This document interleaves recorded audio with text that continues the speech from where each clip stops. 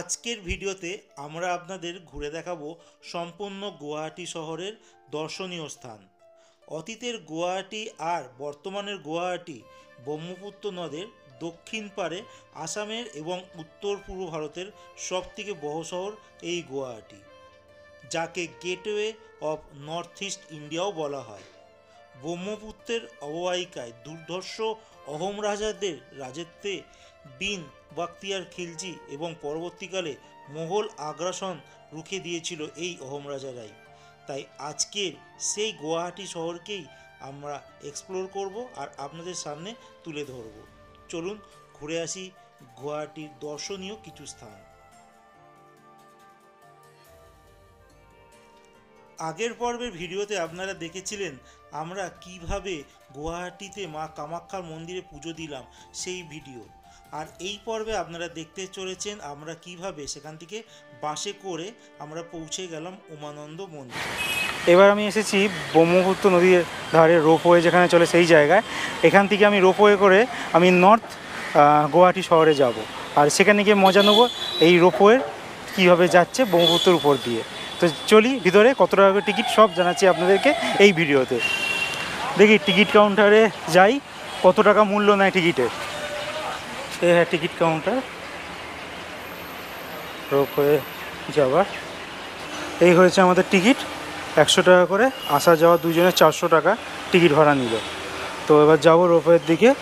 আর বলে রাখি এই রোপওয়ে কিন্তু বিকেল 5টা অবধি লাস্ট চলে।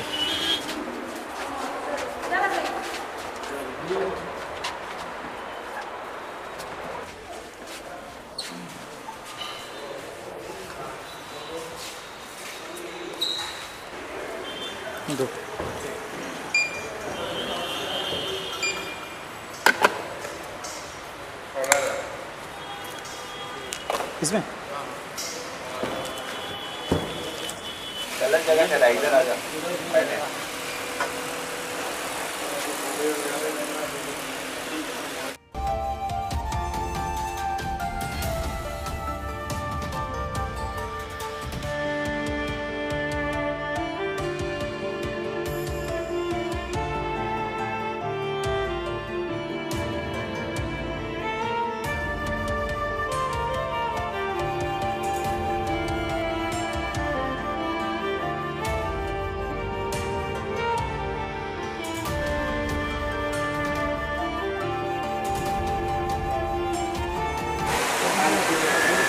এই হচ্ছে সেই রোপওয়ে সার্ভিস, যেটা করে ওপারে আমরা যাচ্ছি গুয়াহাটি নর্থে।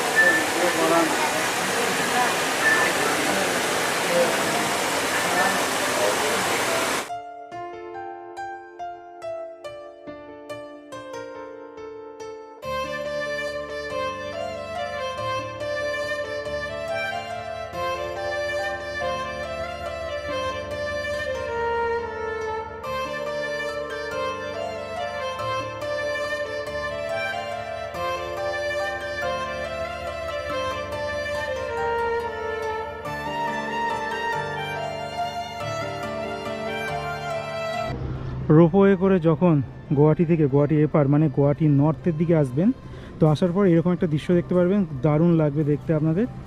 ছোটো স্ক্রিন বলে হয়তো অতটা ভালো বুঝতে পারবেন না, বাট নিজের চোখে যখন দেখবে তা আলাদা একটা অনুভূতি আপনারা বুঝতে পারবেন। তো এরপর দিকে দেখুন এই রাস্তাটা গেছে এখান থেকে আপনারা স্কুটি নিয়ে রাইডিংও করতে পারেন। এছাড়াও এখানে অনেকগুলি টেম্পল রয়েছে, আপনারা সেগুলো কিন্তু ভিজিট করতে পারেন।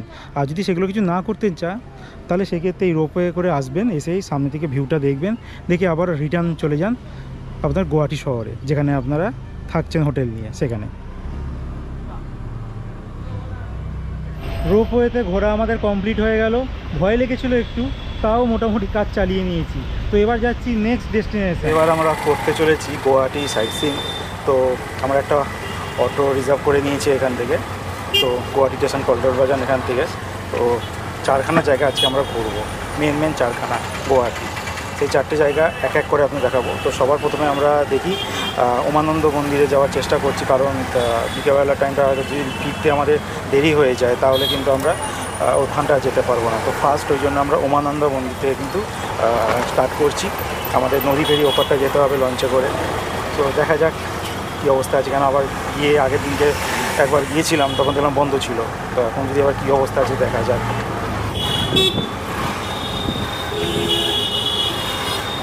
এই হচ্ছে উমানন্দ টেম্পল যাওয়ার মন্দিরের লঞ্চের ঘাট। আমরা সরকারি লঞ্চে করে ওপারে যাব, দেখি কত করে ভাড়া। এখন আমি উঠে বললাম লঞ্চে, এই লঞ্চেই আমাদের নিয়ে যাবে উমানন্দ মন্দিরের ওই পারে যে ঘাটটা রয়েছে ওইখানে। তো দেখুন লেখা রয়েছে এমভি উমাচল বলে যে লঞ্চের নাম। তো এইটা করেই যাবো, অনেক বড় এরিয়া। এখন যেহেতু বেলা প্রায় 12:30 বাজে, তো এখন তো বাইরে কেউ নেই, বাট এই এরিয়াটা কিন্তু অনেক বড়। আর আমরা ভিতরটাই বসবো, ওই যে ভিতরে জায়গাটা আছে এখানটাই কিন্তু আমরা ভিতরে গিয়ে বসবো। এই দেখুন ভিতরটা দেখাচ্ছি, লঞ্চের ভিতরটা। এই জায়গাটাও কতটা সব বসার ক্যাপাসিটি, উপরে ছাউনি দেওয়া, এখানে রয়েছে লাইফ জ্যাকেট দেখতে পাচ্ছি, আর চার্জিং পয়েন্টও কিন্তু এখানটায় রয়েছে, খুব ভালো জিনিস। তো এইটা পিছন দিকটার অংশ। এই হচ্ছে পিছন দিকে এমভি উমাচলের, আর এই হচ্ছে একটা ওদের স্ট্যাচু আছে, আর ওই পার্টটায় আছে কিন্তু আমাদের এমভি উমাচলের যে ডেস্টিনেশন উমানন্দ টেম্পল। তো বলে রাখি আমরা যাচ্ছি ওপারেই উমানন্দ টেম্পলে। আর এখানকার লঞ্চের ডিটেল বলে দিই, 0.5 ঘন্টা অন্তর অন্তর কিন্তু এই সরকারি লঞ্চ চলে পরিষেবা, আর 40 টাকা করে পার পার্সন এখানে টিকিটের মূল্য নেওয়া হয়। আর দেখতে পারলাম যারা যারা যাচ্ছে তাদের নাম নেওয়া হচ্ছে, মোবাইল নাম্বার নেওয়া হচ্ছে, মানে যতজন আসবে তাদের নাম আর মোবাইল নাম্বার একটাই নেওয়া হবে, আর সঙ্গে কোন স্টেটে মানে কোন রাজ্য থেকে আসছেন তো সেটা কিন্তু জানানো হচ্ছে, মানে জানতে চাইছে তারা।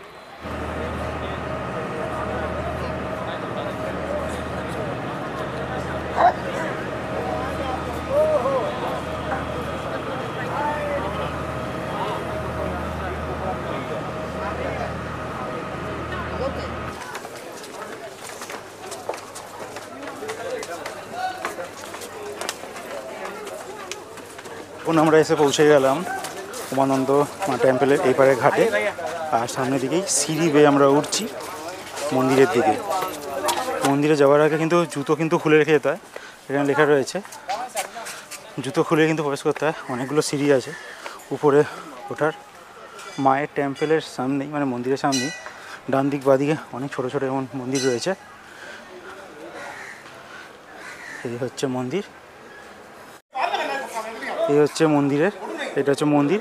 ভিতরে ফটো তোলা নিষেধ আছে, তাই ফটো আপনাদের দেখাতে পারছি না। আর এই হচ্ছে চারিদিক তার।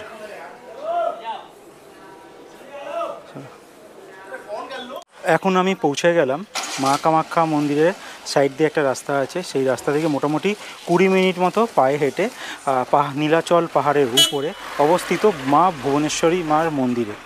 আর এই মন্দিরটি কিন্তু বলে দিলাম যে নীলাচল পর্বতের উপরে কিন্তু অবস্থিত, মোটামুটি হেঁটে 20 মিনিট মতো লাগবে। আর এই দেখুন এই হচ্ছে মা ভুবনেশ্বরী মায়ের মন্দির।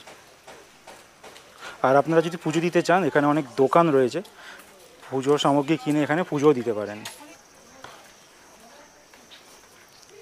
এই হচ্ছে মায়ের মন্দির। আর একটা সময় এখানে নাকি বলা হতো তন্ত্র সাধনা হতো, বাট এখনও অবধি আমি এন্টার করলাম কিছু কিন্তু দেখিনি।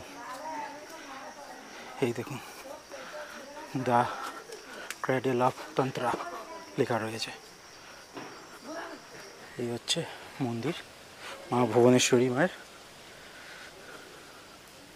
আর ঠিক এই মন্দিরের সামনেই যে জায়গাটা আমরা দেখতে পাচ্ছি, পুরো ব্রহ্মপুত্র নদীর ভিউটা কিন্তু এখানে ধরা পড়ছে। আর সঙ্গে গুয়াহাটি যে শহরটা আছে পুরো কিন্তু দেখুন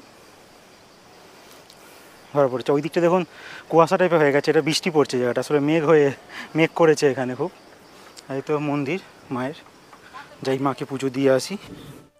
মাতা ভুবনেশ্বরী মন্দিরে পুজো দেওয়ার পর আমরা পৌঁছে গিয়েছিলাম গুয়াহাটি শহরের বালাজি টেম্পেলে। আর এই মন্দিরে প্রবেশ করার আগে কিন্তু আপনাদের ইলেকট্রনিক্স যা জিনিসপত্র রয়েছে তা জমা রাখতে হবে, তারপরে কিন্তু প্রবেশ করতে পারবেন।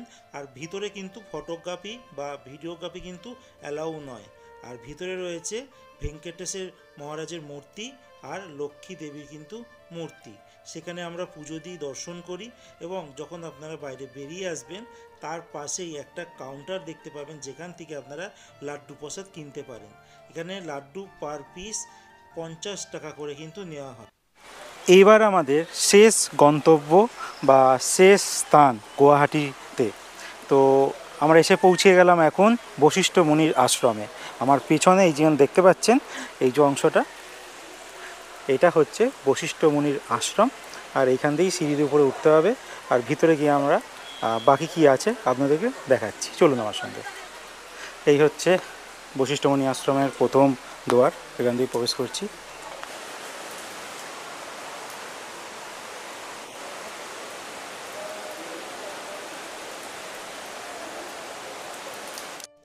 এখন যে জায়গাটি দেখছেন, এখানে বশিষ্ঠ মুনি নিজে শিবলিঙ্গকে পুজো করতেন, যা এখনও বর্তমান অবস্থায় পুজো করা হয়ে চলে।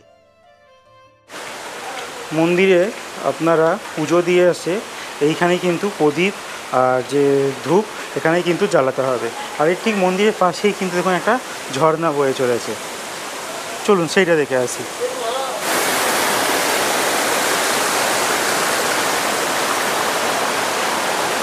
তো দেখতে পারলেন যে বশিষ্ঠ মুনির আশ্রমে মন্দির, আর মন্দিরে পুজো দেওয়ার ব্যবস্থাও রয়েছে বাইরে। আর তারপর পুজো দেওয়ার পর আপনারা এইখানে কিন্তু বসতেও পারেন, খুব সুন্দর। আর এখন যেহেতু বর্ষাকাল, তাই এর জলের গতির মানে বেগটাও কিন্তু অনেকটা বেশি, আওয়াজটা হয়তো আপনারা শুনতে পাচ্ছেন।